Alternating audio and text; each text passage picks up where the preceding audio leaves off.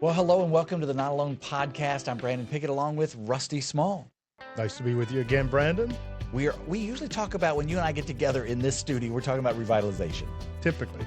But today I wanted to do something a little bit different, and I wanted to talk about your story. Kind of go back, I said in the Wayback Machine. It's not that far back, really. But let's talk about really your background, which I guess comes from Appomattox, right? That's correct. Born and raised and reside in Appomattox. And so did you grow up in a Christian household, started church young? Tell me a little bit about that. Yeah, so I was very fortunate to grow up in a Christian household. My parents are Jerry and Donna Small. My dad deceased in 2020. My mother is still alive and still lives in Appomattox. My dad was a furniture man. He basically was from Trinity, North Carolina, but really grew up in Thomasville, North Carolina, and actually opened the Thomasville furniture plant in Appomattox. And unfortunately, within his life, I've passed that building all the time. Yeah, so my dad watched the building be built from the ground up when there was nothing there but trees, to, unfortunately, as happened in so many small towns, watch it close. And so he worked at Thomasville Furniture for 47 years, one job his whole life, one place his whole life. And my mom held several jobs. She worked at B&W, which is the nuclear. But then when Scott and I came along, she primarily was mom at home, which was very nice. A great Christian home, faithfully attended church. And through the ministry of the Awana program is actually how I came to faith in Christ. Basically, the Awana program did a great job at laying out the Romans road to salvation. And at the age of 7, I realized my need for God and understood faith in Jesus Christ was how I was saved. And it was, in some ways, just a very nice Christian upbringing in a Christian home, not in a pastor's home, but just in a faithful layman, my dad and my mom, lay people who loved the church, served the church, and demonstrated faithfulness to the church, to Christ, apart from professional ministry. Yeah, but it wasn't. It was an independent Baptist church that you grew up in. That's correct. I grew up in an independent Baptist church. At the time, in Appomattox, I think theologically it was probably the best church. There were some other good options, but Southern Baptist, which I now am one and very proud to be one, had times of theological controversy. Yes, and in the 1980s, those were still being worked out. And so I know my father grew up a United Methodist, was married, married my mother via United Methodist minister. And when he moved to Appomattox, he felt like the Independent Baptist Church was more in keeping with what he had heard in North Carolina at the United Methodist Church. So it was just a desire to believe the Bible as the Word of God. That was my father and mother's conviction, and what led them to the church where we resided. Here you are, a Christian boy after got saved at 7. You're going to church, you're going to school, you're playing baseball and football. So you're probably all about that for a while, right? Absolutely. All in. If you know Rusty, you know that whatever he's doing, he's all in. And but so when did ministry start coming in? Because maybe you had dreams of being a baseball player or something like that. Or when did ministry override all this, or did it? Yeah, I don't think my dad would have hurt his feelings had I become a baseball player. I think he named me Rusty Small. This sounds like a great baseball player. Yeah. That sounds like a good baseball player's name. There was a baseball player, Rusty Staub. But yes, correct. I know. Heard that one too. So honestly, you're right. I was a typical high school student, but it really was at the age of 16 through the ministry of youth camp, but not just youth camp. God was working in my heart in a unique way. I had At 16, you start thinking about where do I go to college? What am I going to do? At least some students are. I was. And then I started trying to just kind of feel around. I thought, well, maybe I'd do something like be a doctor. And I thought, well, nah, it's too much blood. I don't really want that. And for a moment, I thought, well, maybe I'll be a pharmacist. I know that sounds odd now, but I was just playing around with ideas. And really, by the age of 16, God struck all that down and said, no, I've called you into ministry. Mm. And that was a very clear and acute call, one of which since the age of 16, I haven't wavered from. I surrendered to the ministry at the age of 16 and preached my first sermon at a local church in Appomattox around the age of 16, and did some preaching at other places. I wasn't seeking it out. People kind of were seeking me out because, like, who's a 16-year-old who's called into ministry? And that just progressed.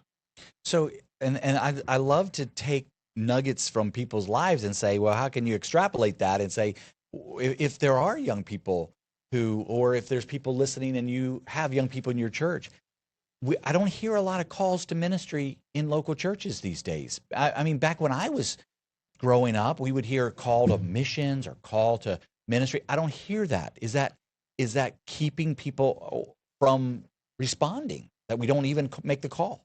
Yeah, I think God did something really unique in the youth group where I was at. The youth group was like 30, and about something like 6 or 7 people were called into ministry out of that youth group. Wow. Yeah, so it was just a unique time. It felt like. I do think 2 things looking back. Number one, the church I grew up in wasn't hesitant to allow youth to serve and to minister. Mm-hmm. So that was important. There was an old Word of Life program called Teens Involved. Oh yeah, TI. And that actually, I look back on it, probably encouraged, teenagers to think about ministry. So that piece, plus you're right, I felt like I lived in somewhat of a different era where from the churches, they were calling for who will be the next generation of ministers. And there was it felt like a more intentional desire to call people to consider ministry, to consider missions, to consider. And I think across the board, we felt that has been, it isn't to the same degree that maybe it used to be. Mm-hmm. There's no way to measure that. Right. So let's go to the next chapter. You are called to ministry. People are calling you, but how did you get actually into what we call vocational ministry? Yeah. So I spoke at our baccalaureate service as a high school senior. My English teacher knew that her church, Calvary Baptist Church in Concord, needed a youth pastor, and basically came up to me after the baccalaureate service and said, why don't you consider being a youth pastor at Calvary Baptist in Concord, Virginia? And I said, I'm 18, and she said, that's okay. We need you. And so literally the first day I started college at Liberty University, I also started as part-time youth pastor at Calvary Baptist Church, Concord. Oh, my word. Yeah. And how did that go? Yeah, it was my first exposure to a Southern Baptist church. Oh, yeah. Yeah, so Calvary Baptist was a Southern Baptist church. And so I learned the lingo of Southern Baptists at 18. To kind of make a long story short, I'm a 18-year-old in a church that's older. My youth group when I got there was like 5 students, but they were all like 17. Oh, man. So I knew one thing, well, this is odd. I'm 18, you're 17. And second of all, you're not going to be here long. No, you got 1 year with them. Right. So pretty soon they graduated out and I had no youth group. And so I thought, well, I'll just turn in my resignation because, what do I have to do? And I was literally walking around Concord one night and saying, God, maybe I'll just resign. I have no youth group. And I saw a kid go by me on a bike. And I said, I'm still, 18, 19. I said, basketball game at the church Wednesday night. He goes, where? I said, over there, that church. They got a basketball goal. And honestly, that basketball game began to grow the youth ministry up to like 30 people. And then I thought, we need a feeder system. And Awana had meant so much to me that I started an Awana program. And so God was just gracious. I was at Calvary Baptist Concord for 3.5 years. And when I got there's like 5 youth.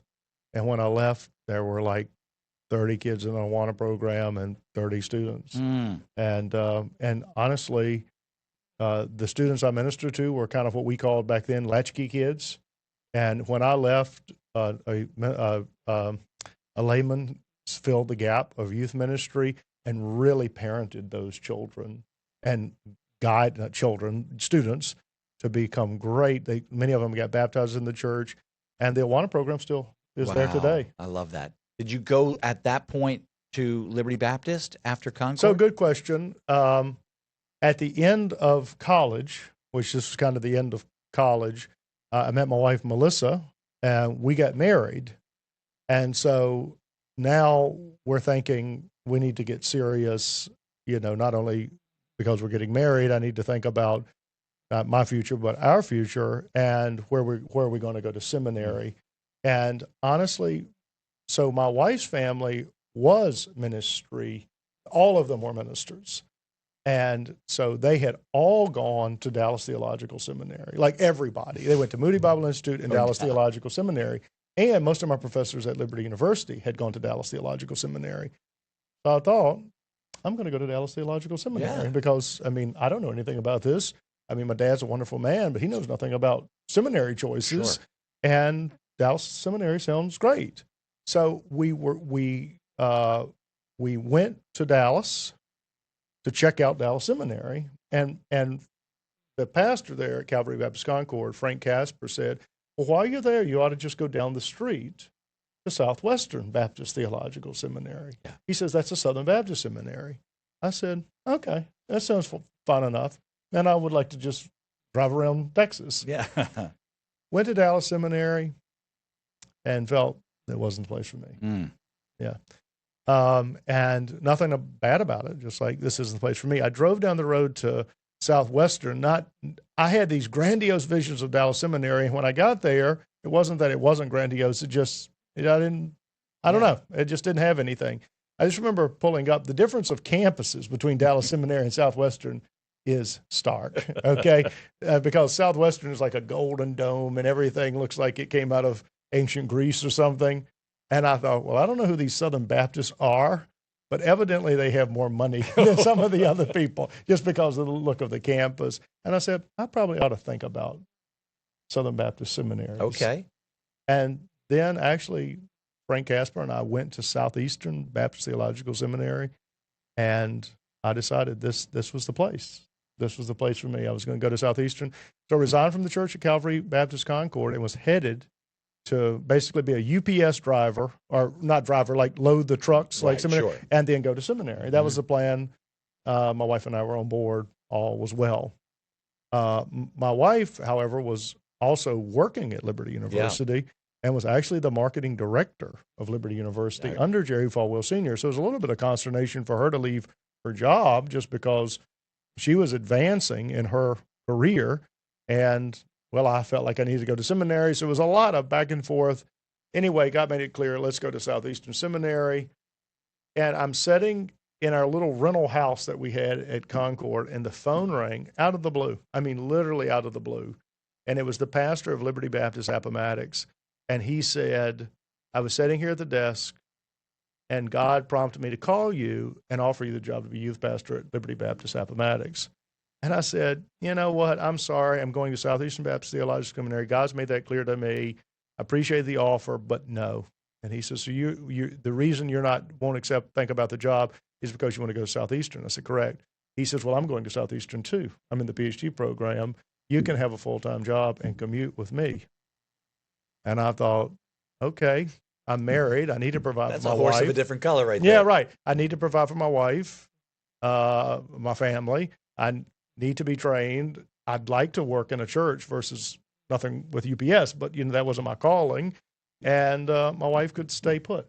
And God said, that's the program. And so I then became youth pastor, actually youth and minister of education, Liberty Baptist Church in 2004.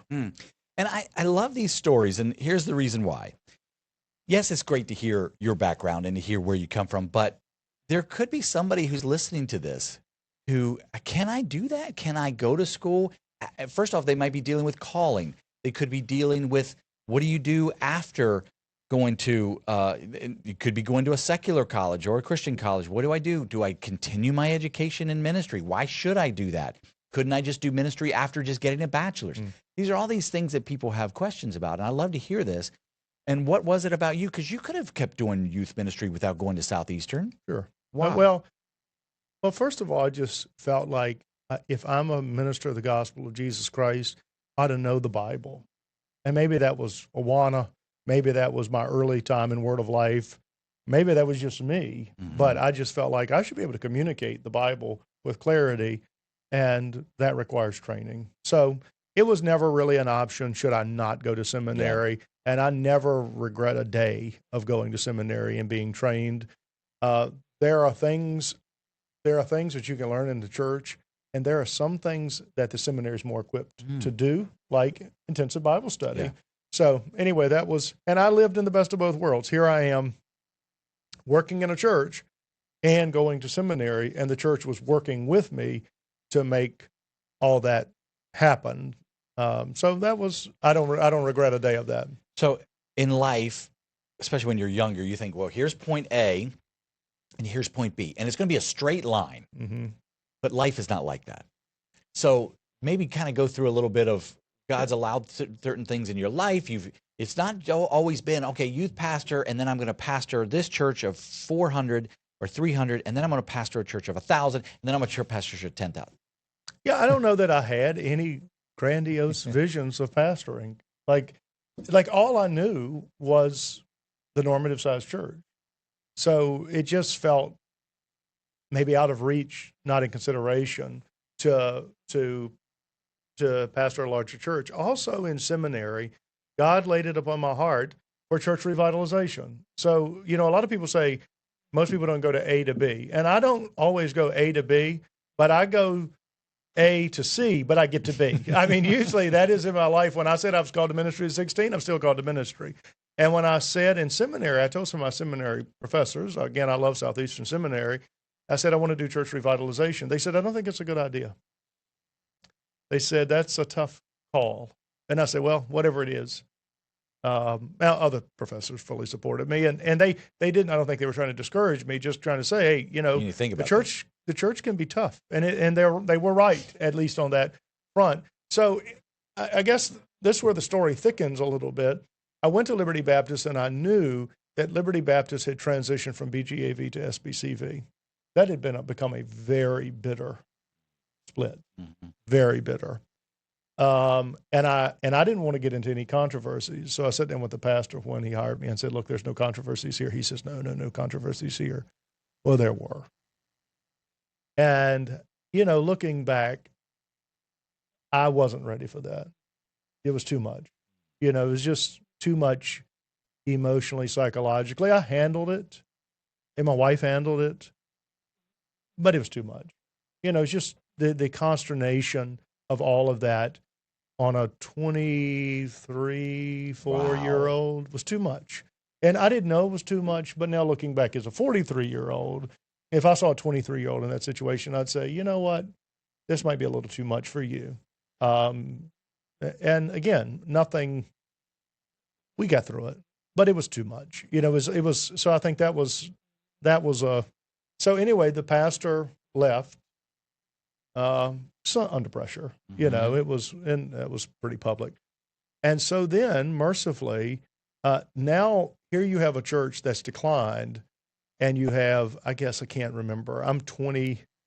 I just graduated seminary. Church is pretty beat up, and kind of so am I, to be honest, and I thought, oosh, I'm now the only staff. There was a minister of music. And he was a perfectly nice guy. He just wasn't called to pastoral ministry. Right. Sure. He wasn't wanting to preach and play some of those functions.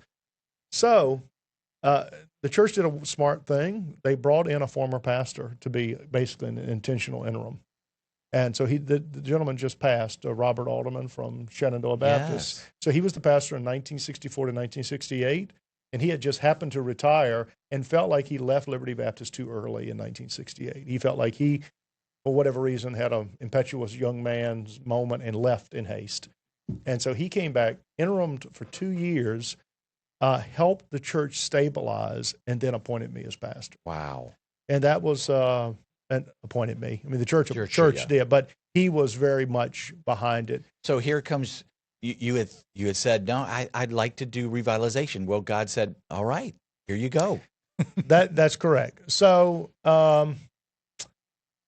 we did it. I mean, it was we came out of the gates hot. I mean, we really did. What was it like? You knew at this point because you'd been there for 4 years. 4 years. You're Right. already been there for 4. So you had seen it.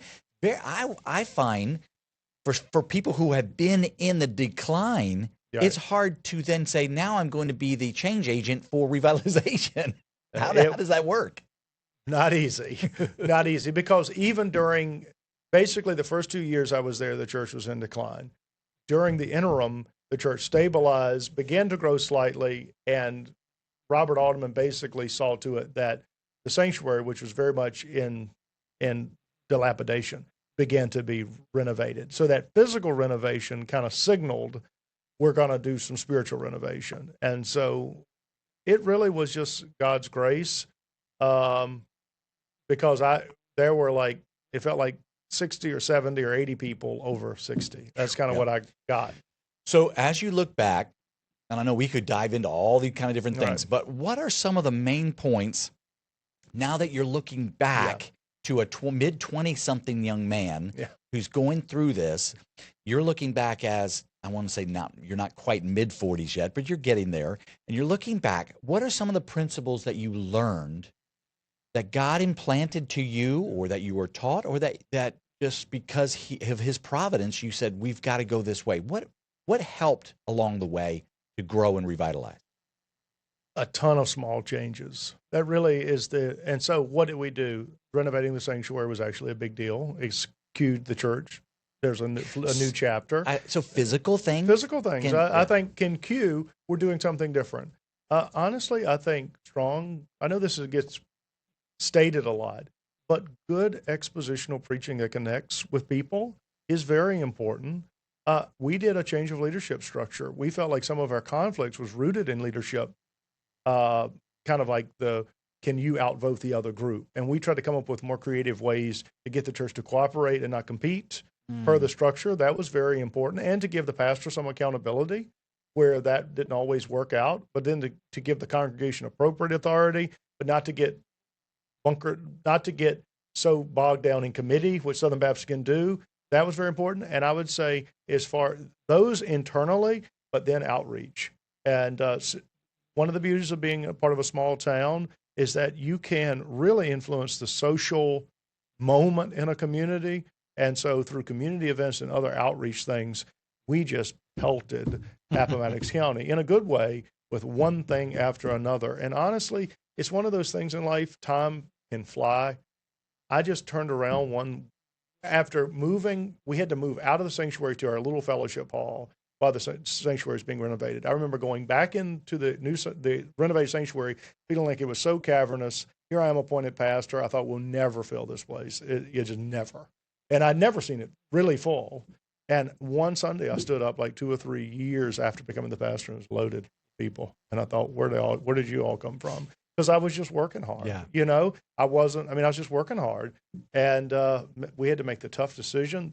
We had to then, I'll give you the quick story now. We had to go to have a question about going to 2 services, which was just crazy. I mean, 3 years ago, we couldn't live, and now we got to go to 2 services. Nobody's going to come to an early service. I mean, what is this? I mean, it was just odd. And we waited and waited and waited and waited. We pulled the trigger. We did that. And then that worked marvelously. So we had 2 services. And then if you know anything about our building, now we're getting children and youth. Yes. And it's like, oh no, what do we do now? Because the building was suited for classrooms, but not for kids. We had nowhere for kids to play. And we had started, actually under the former pastor, he started an Awana program, but it was small, but it was starting to grow. And the whole winter, we had literally nowhere to place. We got to build a ministry center or an activity building. Okay, we got to get that going. So we're like working, and try to get the activity building built, which we then called the ministry center. And about midway through the plans, the 2 services weren't big enough anymore. And then we think we got to go to 3 services. Like, oh no, we don't need that's not going to work.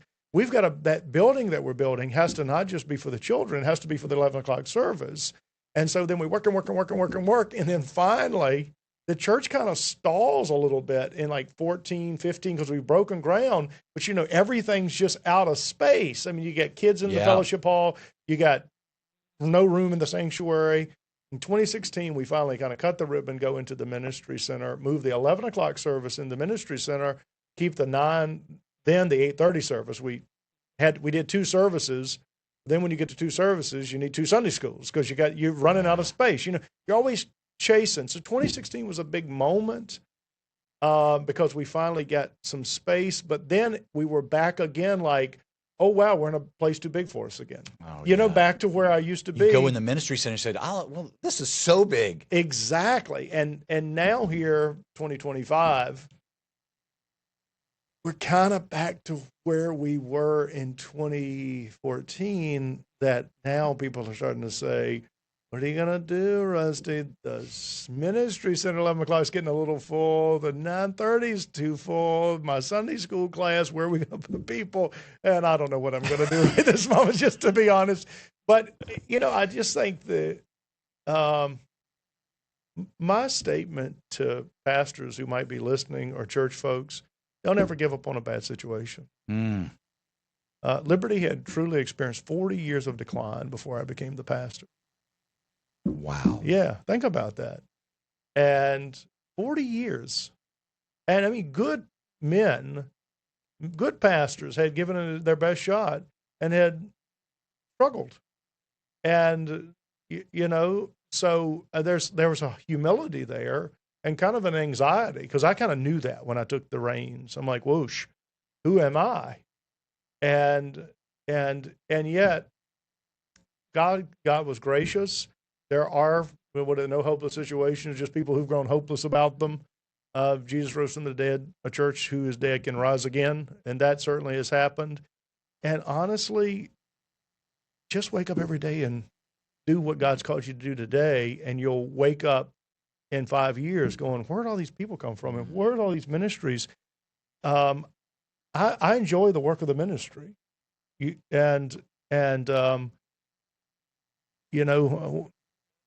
Don't chase and I see this in some other ministers, don't chase a stage, don't chase a platform. Just love on the folks.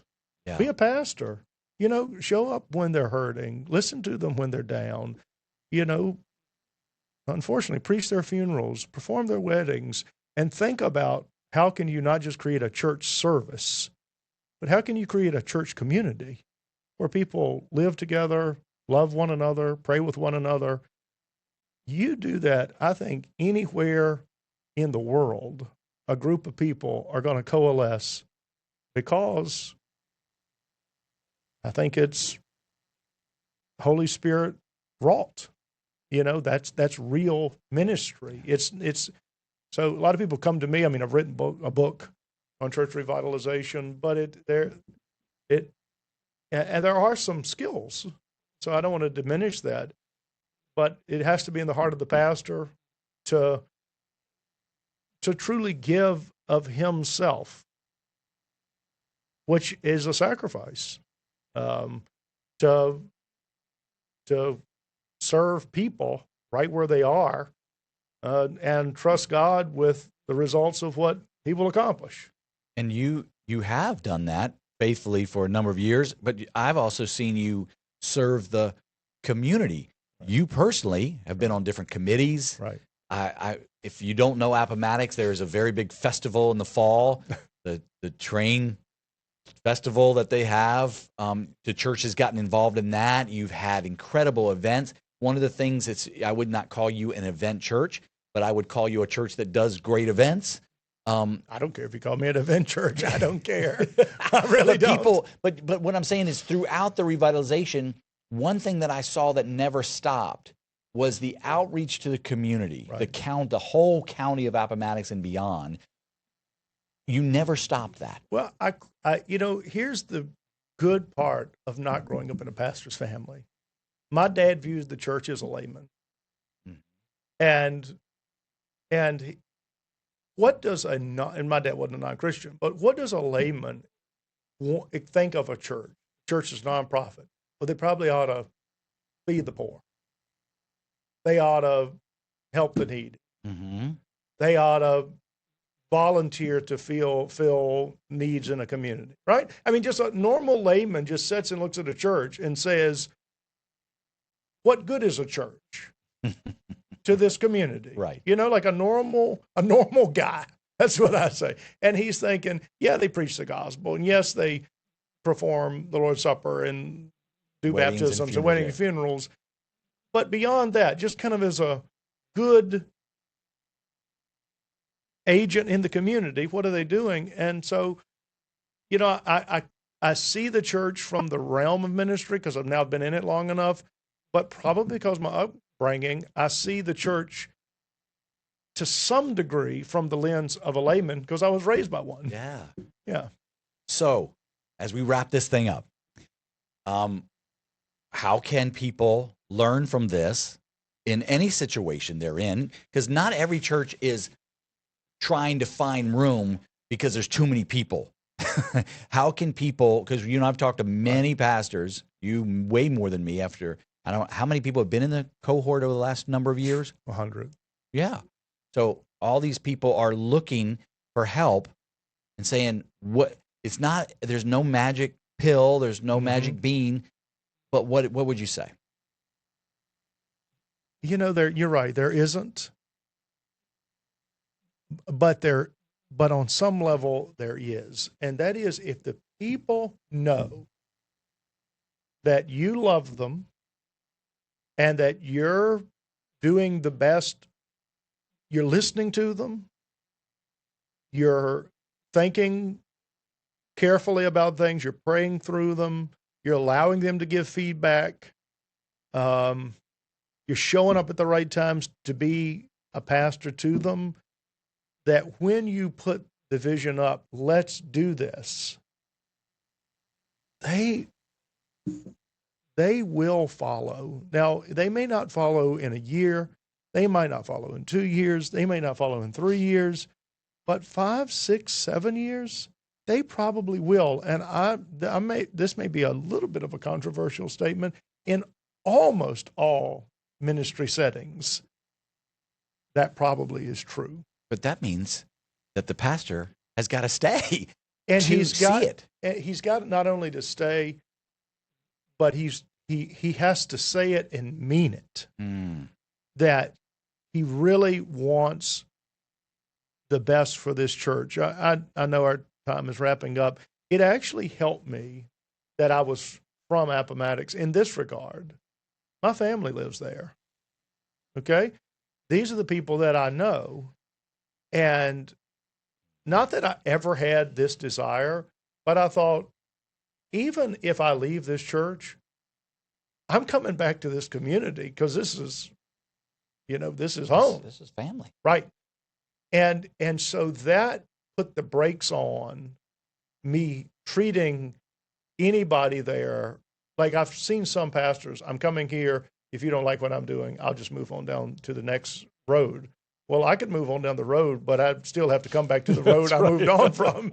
And that actually was good because what it made me do is to see people beyond some plan I had for the church, but to ask the question, what really is the best for this person? What's really the best for this church? What's really the best for this community? And how can I go about this in a way